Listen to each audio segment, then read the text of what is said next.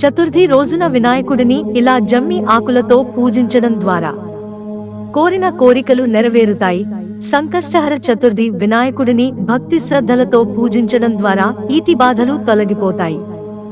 ఈ రోజున భక్తులు ఉపవాసం ఉండి భక్తి శ్రద్ధలతో వినాయకుడిని పూజిస్తారు. గణేశుడిని పూజించడం వల్ల జీవితంలోని అన్ని సమస్యలు, అడ్డంకులు తొలగిపోతాయని నమ్ముతారు. ఎవరైతే హృదయపూర్వకంగా ఉపవాసాన్ని ఆచరిస్తారో వారి కోరికలన్నీ నెరవేరుతాయి, వారి కష్టాలు తొలగిపోతాయి. వివాహిత మహిళలు తమ భర్తల దీర్ఘాయువు కోసం సంకష్టి చతుర్థి వ్రతాన్ని ఆచరిస్తారు.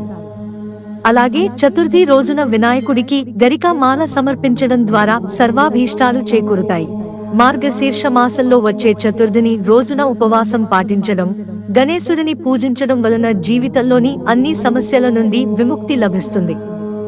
ఉద్యోగ, వ్యాపార సమస్యలతో బాధపడేవారు, ఎంత కష్టపడి పనిచేసినా ఆశించిన ఫలితాలు పొందని వారు, నిరుద్యోగులు చతుర్థి రోజున గణపతి పూజలో దర్భా గడ్డిని తీసుకుని పసుపులో ముంచి గణేశుడికి సమర్పించి ఓం గం గణపతయే నమః అనే ఈ మంత్రాన్ని జపించాలి.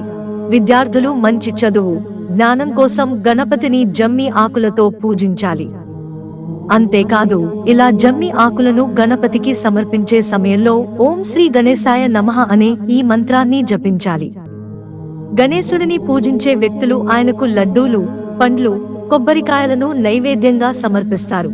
మోదకాలను ఆయనకు చతుర్థి రోజున సమర్పిస్తే కోరిన కోరికలు నెరవేరుతాయి.